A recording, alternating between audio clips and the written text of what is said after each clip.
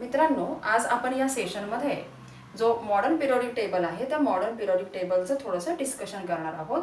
आणि हा जो मॉडर्न पिरियोडिक टेबल आहे तो हेनरी मोसले या ज्या सायंटिस्टने आहे तो 1913 मध्ये पुटअप केला होता. आता ह्या मॉडर्न पिरियोडिक टेबलच्या आधी जे क्लासिफिकेशन दिलं होतं, डोबेरायनरचं क्लासिफिकेशन, न्यूलँडचं क्लासिफिकेशन आणि त्याचप्रमाणे मेंडेलिव्हचं classification. The base of all this classification was atomic mass. Okay, base काय होता त्या सर्वांचा? ॲटमिक मास हा त्याचा बेस होता.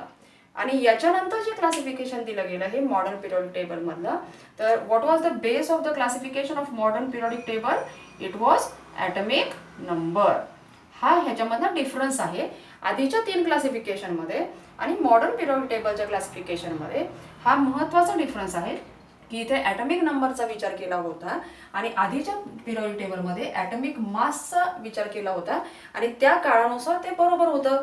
परंतु या ठिकाणी हे आता थोडंसं जसा ॲटमचा शोध लागल्यानंतर हे लक्षात आलं की properties of the elements they are depending on the electrons, they are not depending on the protons or the neutrons or the atomic mass. मग आता ॲटमिक नंबर जो आहे, ॲटमिक नंबर म्हणजे काय आहे सर्वात प्रथम हे लक्षात घ्या. तर atomic number means it is the number of protons or the number of electrons in an atom. आता नंबर ऑफ प्रोटॉन्स घेतले तरी चालेल किंवा नंबर ऑफ इलेक्ट्रॉन्स घेतले तरी चालेल, because number of protons is equal to the number of electrons. Number of protons and number of electrons they are equal. त्यामुळे protons घेतले काय किंवा इलेक्ट्रॉन्स घेतले काय ते दोन्ही आपल्याला चालतील. आणि या ठिकाणी हे लक्षात घ्यायचं आहे की प्रोटॉन्स किंवा इलेक्ट्रॉन्स म्हणजे ॲटमिक नंबर आहे. मग हा जो ॲटमिक नंबर आहे ह्याच्यावरती कुठल्या गोष्टी अवलंबून आहेत की ॲटमिक नंबर का घेतला गेला, ॲटमिक नंबर घेण्यामागचं कारण काय होतं. तर इथे आपण एक छोटंसं स्ट्रक्चर काढूयात ॲटमचं. तर हा एक कॉमन ॲटम जो आहे तो या ठिकाणी आपण काढूयात. एकच घेऊयात आपण example. You may try for another examples. तर इथे लक्षात घ्या हा जो ॲटम आहे तो दाखवलेला आहे आणि इथे मी सेंटरला हे प्रोटॉन्स दाखवते आणि इलेक्ट्रॉन्स दाखवूयात आपण 1, 2. In the first orbit there are 2 electrons and in the second orbit I am showing here 4 electrons. 1, 2, 3, 4. म्हणजे इलेक्ट्रॉनिक कॉन्फिगरेशन काय झालं याचं 2, 4. मग 2, 4 म्हणजे हा जो ॲटम झाला तो ॲटम कशाचा आहे? कार्बनचा आहे. म्हणजे हे जे इलेक्ट्रॉन्स आहेत 4 electrons they are the valence electrons and they will be taking part in any chemical reaction. म्हणजे हे जे इलेक्ट्रॉन्स आहेत हे व्हॅलन्स इलेक्ट्रॉन्स आहेत. हे इलेक्ट्रॉन्स कुठल्याही केमिकल रिॲक्शनमध्ये पार्ट घेणार आहेत. मग एक लक्षात घ्या की protons are at the centre. Protons हे एकदम सेंटरमध्ये आहेत. मग प्रोटॉन्स हे कुठल्या रिॲक्शनमध्ये भाग घेतील का? नाही. म्हणजे जे काही भाग घ्यायचा असेल रिॲक्शनमध्ये, जे काही पार्टिसिपेशन रिॲक्शनमध्ये असेल ते कुणाचं असेल? इलेक्ट्रॉन्सचं. आणि ते पण कुठल्या इलेक्ट्रॉन्सचं असेल? तर व्हॅलन्स इलेक्ट्रॉन्स पार्टिसिपेट करणार. And valence electrons are the electrons which are in the outermost orbit. हे लक्षात घ्या. They are the electrons in the outermost orbit. लक्षात आलं की आउटर मोस्ट ऑर्बिट मधले जे इलेक्ट्रॉन्स आहेत त्यांनाच आपण काय म्हणतो? व्हॅलन्स इलेक्ट्रॉन्स म्हणतो. आणि हे इलेक्ट्रॉन्स त्याच्यामध्ये भाग घेणार आहेत. मग एक लक्षात घ्या की आपण इलेक्ट्रॉनिक कॉन्फिगरेशन वरती प्रॉपर्टीज ठरवतोय. दुसरी गोष्ट इलेक्ट्रॉनिक कॉन्फिगरेशन हे कशावरती डिपेंडंट आहे? It is dependent on atomic number. Electronic configuration depends on atomic number. आणि म्हणून मग इथे आपल्याला हे सांगता येईल की properties of element they are not dependent on atomic masses but they are dependent on atomic numbers. आणि मग त्या ठिकाणी जो लॉ येतो, जो मॉडर्न पिरियोडिक लॉ येतो तो काय सांगतो आपल्याला? Properties of elements are a periodic function of their atomic numbers. This is the periodic law. म्हणजे पिरियोडिक लॉ जो सांगतो तो काय सांगतो? Properties of elements are a periodic function of their atomic numbers means they are depending on the atomic numbers. So this is nothing but it is modern periodic law. And the base of classification, here we can say that this point can be discussed as the base of classification. Then what is the base of classification? The base of classification is atomic number. तर हा पहिला point लक्षात घ्या की आपण इथे काय discuss केलं आता या पॉइंट मध्ये. What is the base of classification of the periodic table. This point is discussed here. आणि नंतर मग पुढचा जो पॉइंट आहे त्याच्यामध्ये आपण काय करणार आहोत की structure of the modern periodic table. Okay, structure of the modern periodic table. म्हणजे आपण इथे पॉइंट्स, सगळ्यात आधी इथे पॉइंट्स लिहूयात आपण. तर दुसरा पॉइंट जो आहे तो structure of the modern periodic table. Structure of, we will write in short, modern periodic table. This is the second point. First point is base of classification. हा फर्स्ट पॉइंट झाला. Second point काय झाला? Structure of modern periodic table. मग आता हे जे structure आहे, ह्या स्ट्रक्चरच्या बाबतीत आपल्याला काय दिसून येत आहे की इथे जे एलिमेंट्स आहेत ते they are arranged in increasing order of their atomic numbers. आता काय बदल झालेला आहे इथे? Increasing order of their atomic numbers. Means like this, they are horizontally arranged. Hydrogen first element, helium second element, lithium atomic number 3, beryllium atomic number 4, boron atomic number 5, carbon atomic number 6, oxygen carbon atomic number 6, then nitrogen atomic number 7, oxygen 8, fluorine 9 and neon 10. अशा पद्धतीने ह्यांची arrangement केलेली आहे. They are arranged in increasing order of their atomic numbers. तर हे लक्षात घ्यायचं आहे. अरेंजमेंट त्याची जी आहे it is in increasing order. Increasing order of atomic numbers. Then how are they arranged? हे पण महत्त्वाचं आहे. They are arranged in groups and periods. हे लक्षात घ्यायचं आहे. They are arranged in groups and they are arranged in periods. मग आता ही अरेंजमेंट कशी आहे? ग्रुप्समध्ये असणारी अरेंजमेंट आणि पिरियड्समध्ये असणारी अरेंजमेंट कशी आहे? तर groups, these are the groups. They are the vertical columns. हे बघा, हे जे आहेत वर्टिकली, हे सगळे ग्रुप्स आहेत. म्हणजे hydrogen group, beryllium group, scandium group आहे, टिटॅनियम ग्रुप आहे, व्हॅनेडियम ग्रुप आहे. तर आपण जर हे असे काउंटिंग केले तर 1 2 3 4 हे इथपर्यंत 12, 13, 14, 15, 16, 17, 18. So how many groups are there in the periodic table? There are 18 groups in the periodic table. हे लक्षात घ्यायचं आहे. आता पिरियड्स बघूयात आपण. पिरियड जर आपण काउंटिंग सुरुवात केली तर हायड्रोजन पासून हेलियम पर्यंत ही first period. First period, second period, third period, fourth period, fifth period, sixth and seventh period. So how many periods are there? There are 7 periods. तर इथे आपण पिरियड्स लिहूया. There are 7 periods. आता याच्यामध्ये पण आपण जर पिरियड्सचा नीट विचार केला तर आपण फर्स्ट पिरियड जर आपण घेतली, नीट लक्षात घ्या, first period. First period contains only 2 elements, hydrogen and helium. 2 elements are present. Second period मध्ये किती एलिमेंट्स आहेत बघा. सेकंड पिरियड तुम्ही जर पाहिलं तर second period starts from lithium and it ends in neon. It contains 8 elements. Okay. Then the third period starting from sodium, magnesium, then aluminium, silicon, phosphorus, sulfur, chlorine and argon. So this is the third period. मग third period मध्ये किती elements आहेत? We will write here starting from sodium. Period कुठून start होते ते नीट लक्षात घ्या. Starting from sodium and ending in argon. So how many elements are there again? 8 elements are there. Okay. त्याच्यानंतर फोर्थ पिरियड आणि fifth period. Fourth and fifth period. आता fourth आणि फिफ्थ पिरियड थोडंसं आपण इथे लक्षात घेऊया किती एलिमेंट्स आहेत बघा. फोर्थ 1 2 3 4 5 6 7 8 9 10 11 12 18 ग्रुप्स आहेत इथून तिथून. म्हणून इथे किती आहेत? 18 एलिमेंट्स आहेत. फिफ्थ पिरियड मध्ये पण बघा 18 एलिमेंट्स आहेत. तुम्ही हे मॉडर्न पिरियडिक टेबल समोर घेऊनच बसायचं म्हणजे तुम्हाला त्याचं रीडिंग करता येईल. ओके. तर या ठिकाणी आपण 18 इन द फोर्थ आणि फिफ्थ पिरियड मध्ये 18 एलिमेंट्स आहेत. मग starting from rubidium, potassium and rubidium. तर ते स्टार्टिंग कुठून होते ते पण लक्षात घ्या. फोर्थ अँड फिफ्थ पिरियड मध्ये 18 एलिमेंट्स आहेत. आणि जे सिक्स्थ म्हणजे 18 एलिमेंट्स फोर्थ मध्ये कुठे आहेत? Starting from potassium and ending to krypton. हे झालं फोर्थ पिरियड.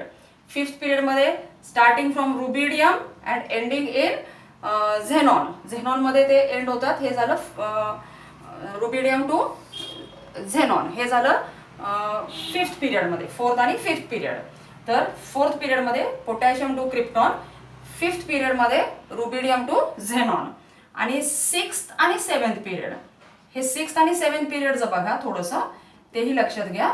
सिक्स्थ पिरियड मध्ये starting from caesium to radon, sixth period कुठे आहे? Caesium to radon, starting from caesium to radon. Seventh period starting from francium to that is oganesson, last element is ऑग्नॅसन ओजी. तर अशा पद्धतीने हे sixth आणि seventh period झाले. आता इथे आपल्याला हे लक्षात घ्यायचं आहे की फर्स्ट पिरियड हे एकदम शॉर्ट आहे आणि साधारणपणे एकदम लॉंग पिरियड म्हणजे कोणते आहेत? आता हे सिक्स्थ आणि सेवेंथ पिरियड. म्हणजे इथे तुम्हाला लक्षात आलं की फर्स्ट पिरियडमध्ये 2 एलिमेंट्स आहेत, हायड्रोजन हेलियम. सेकंड पिरियडमध्ये लिथियम निऑन, लिथियम पासून निऑन पर्यंत 8 एलिमेंट्स. थर्ड पिरियडमध्ये सोडियम पासून आर्गॉन पर्यंत 8 एलिमेंट्स. फोर्थ आणि फिफ्थ पिरियडमध्ये 18 elements, starting from potassium to krypton, rubidium to xenon. त्याच्यानंतर सिक्स्थ पिरियड आणि सेव्हन्थ पिरियडमध्ये सीझियम टू रेडॉन आणि फ्रान्सियम टू ऑग्नॅसन. आता इथे प्रश्न असा आहे की सिक्स्थ पिरियडमध्ये किती एलिमेंट्स आहेत आणि सेव्हन्थ पिरियडमध्ये किती एलिमेंट्स आहेत? तर सिक्स्थ पिरियडमध्ये जे एलिमेंट्स आहेत ते लक्षात घ्या. सिक्स्थ पिरियडमध्ये आणि सेव्हन्थ पिरियडमध्ये हे तर आपण 18 पकडणार आहेच, हे 18 आहेतच.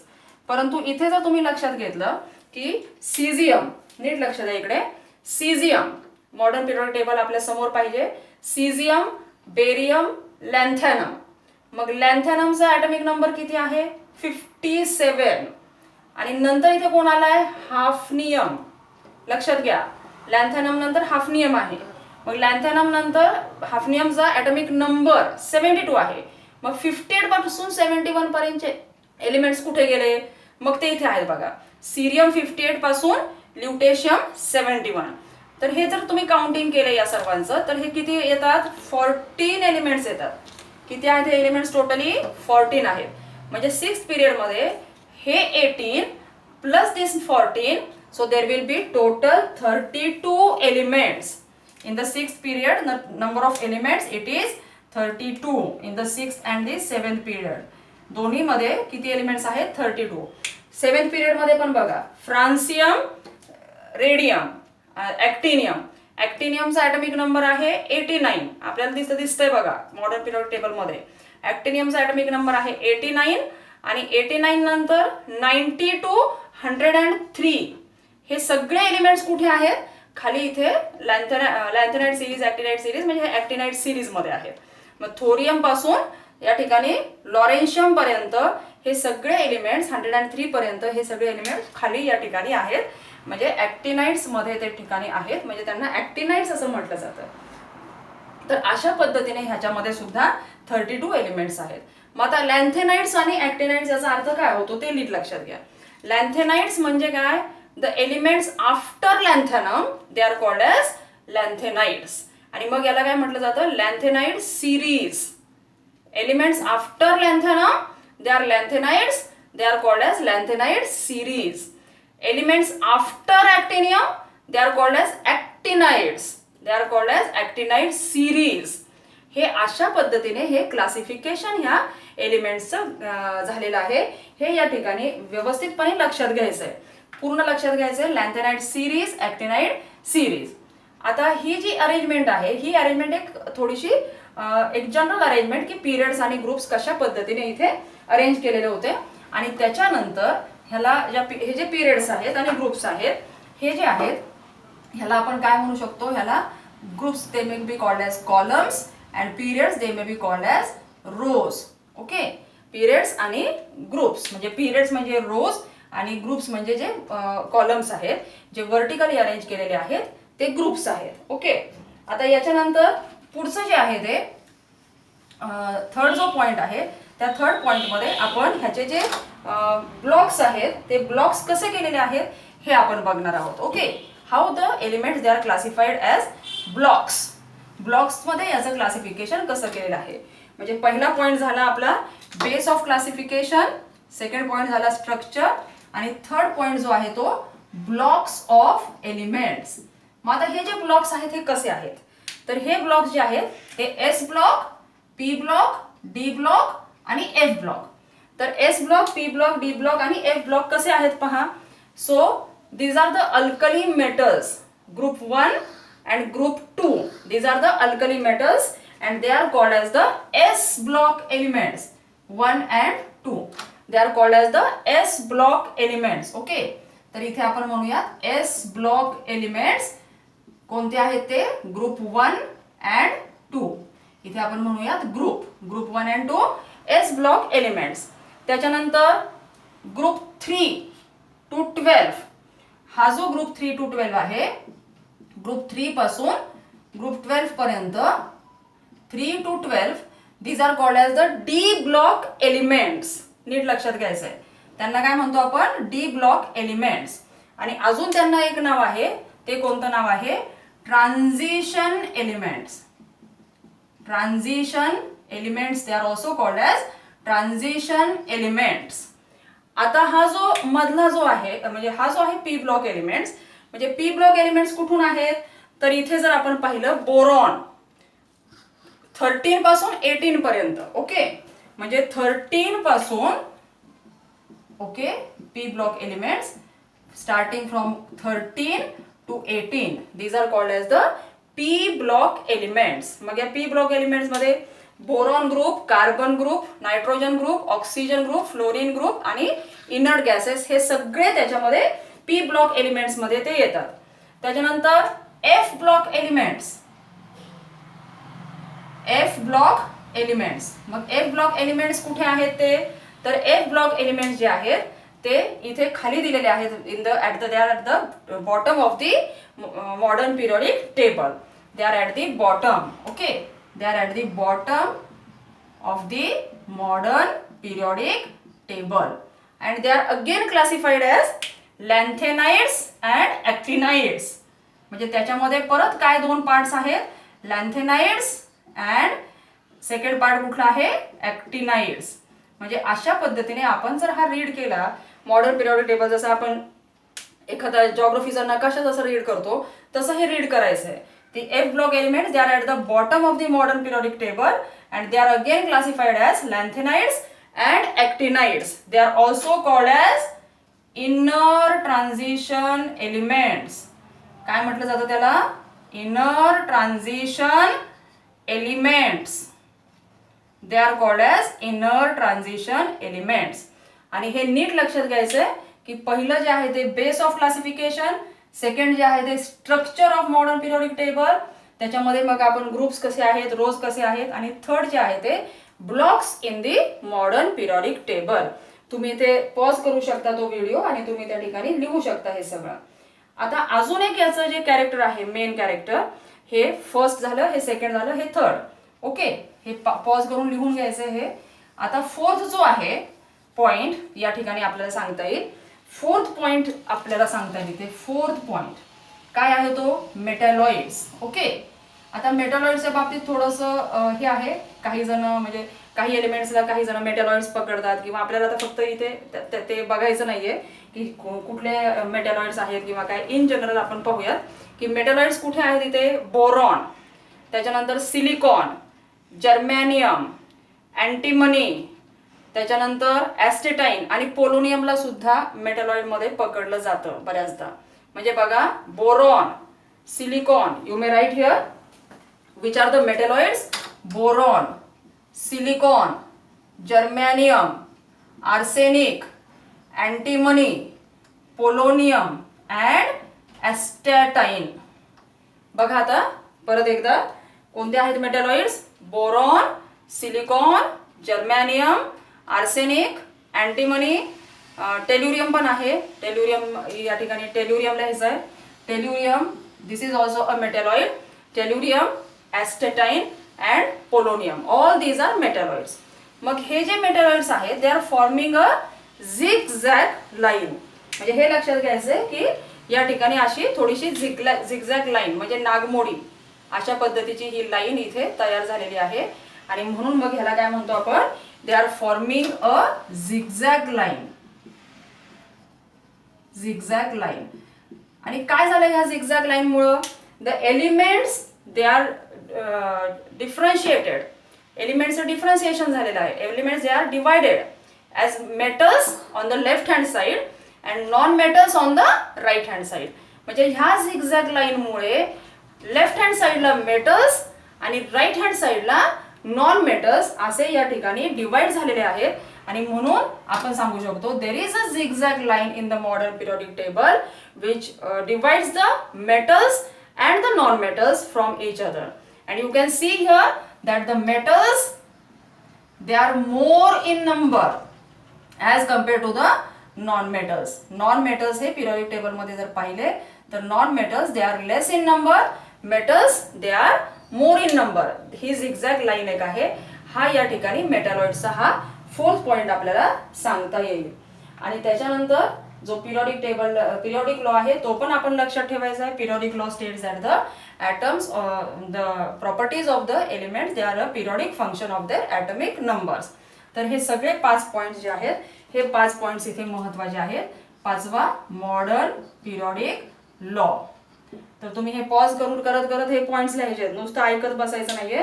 पॉज करत थोडेसे हे पॉइंट्स पण आपल्या वहीमध्ये लिहायचे आहेत.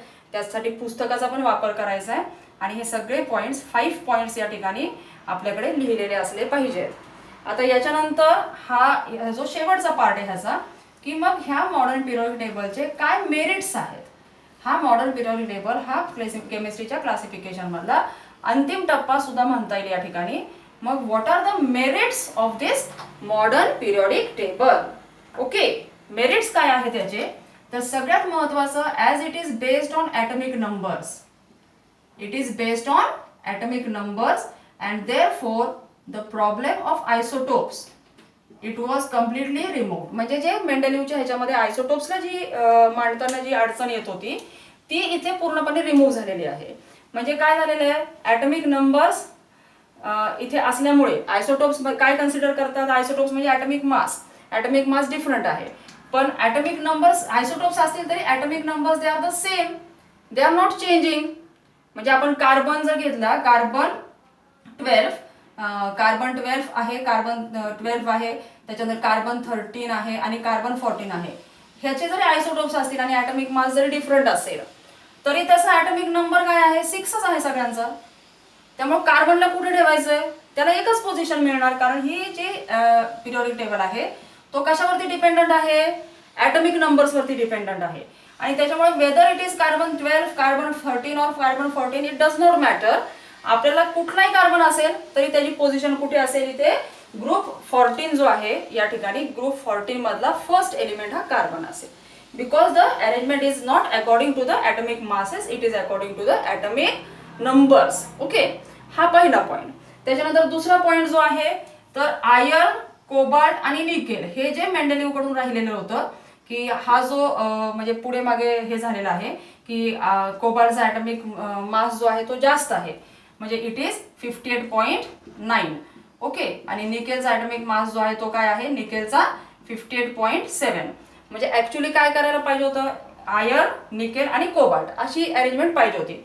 पण आपण जर ॲटॉमिक मासचा विचार न करता ॲटॉमिक नंबरचा विचार केला तर आयर्नचा ॲटॉमिक नंबर आहे 26, कोबाल्टचा ॲटॉमिक नंबर आहे 27 आणि निकेलचा ॲटॉमिक नंबर आहे 28. म्हणजे हे 26, 27 आणि 28 there is an increasing order of their atomic numbers means this doubt was also removed. This doubt was in Mendeleev's periodic table. तो डाऊट सुद्धा रिमूव्ह झाला. आयसोटोप्सचा डाऊट रिमूव्ह झाला. आणि तिसरा जो डाऊट होता मेंडेलिव्हच्या पिरियोडिक टेबल मध्ये तो काय होता की कुठल्याही दोन एलिमेंट्सच्या मध्ये किती एलिमेंट्स येतील हे सांगता येत नव्हतं. म्हणजे 200 to 204 वगैरे ते आपण डिस्कस केलेलं आहे. मग आता इथे जे आहे ह्याच्यामध्ये की आता सीझियम आणि बेरियम 55 सीझियम, बेरियम 56, लॅन्थॅनम 57. म्हणजे साधारणपणे सगळ्यांच्या ह्याच्यामध्ये एक एकने ॲटॉमिक नंबर तो वाढत जातोय. म्हणजे हा जो डाऊट होता की how many elements will be coming between two elements, how many elements will be there between two elements, हा डाऊट पूर्णपणे त्या ठिकाणी निघून गेला between two elements.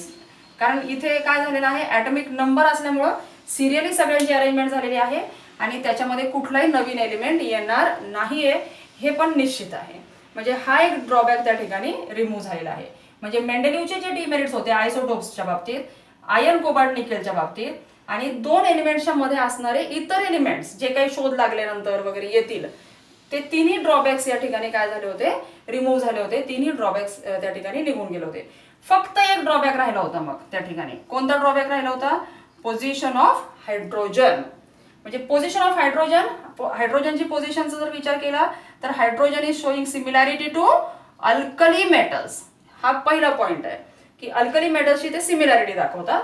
आणि सेकंड पॉईंट जो आहे तो it is showing similarity to halogens.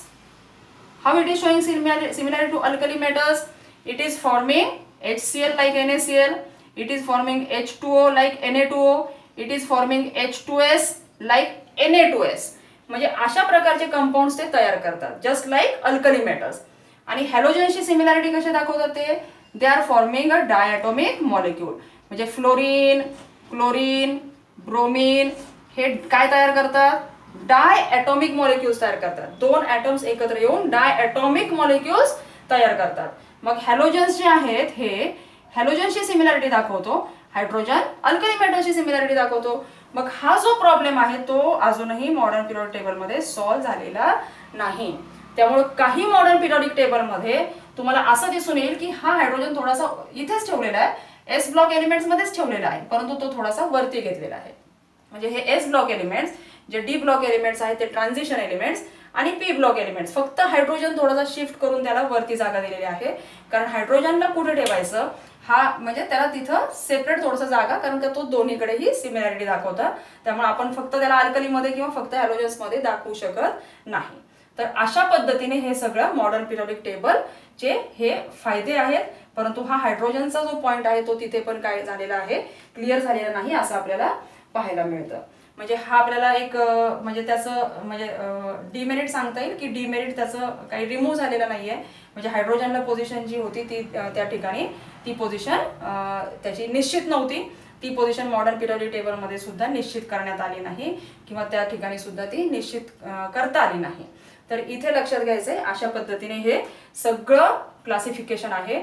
आणि ज्यावेळेस तुम्ही हा क्लासिफिकेशनचा स्टडी करणार आहात त्यावेळेस आपण जसं एखादा भूगोलाचा नकाशा घेतो आणि तो वाचतो तशा पद्धतीने एस ब्लॉक एलिमेंट्स, तिकडे P block elements, D block elements, त्याच्यानंतर एफ ब्लॉक एलिमेंट्स, असा जर तुम्ही अभ्यास केला याचा आणि हा सगळं जे स्ट्रक्चर आहे ते साधारणपणे आपल्या डोक्यामध्ये पक्क बसवून टाकलं तर हा मॉडर्न पिरियडिक टेबल परत तुम्हाला 11वीला असेल, 12वीला असेल, 12वीला 11वीला गेल्यावर तुम्हाला तिथे एस ब्लॉक एलिमेंट्स काय आहेत, एस ब्लॉक एलिमेंट्समध्ये इलेक्ट्रॉनिक कॉन्फिगरेशन कसं आहे याच्यामधला पुढला फर्दर स्टडी आहे.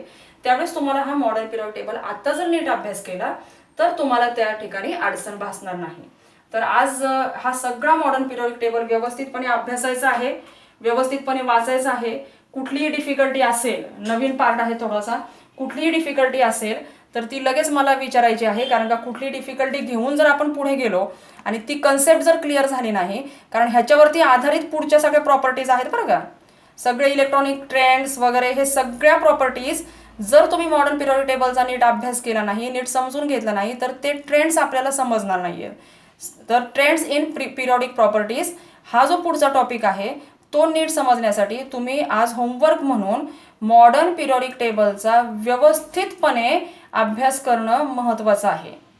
आणि तुम्हाला काही क्वेश्चन्स दिले जातील ते क्वेश्चनसुद्धा तुम्ही त्या ठिकाणी सोडवायचे आहेत की जेणेकरून तुमचा हा अभ्यास अगदी व्यवस्थितपणे होईल. ओके, तर पुढच्या पिरियडमध्ये आपण पिरियडिक ट्रेंड्स प्रॉपर्टीजमध्ये जे ट्रेंड्स आहेत त्याचा आपण अभ्यास करणार आहोत. ओके, ठीक आहे.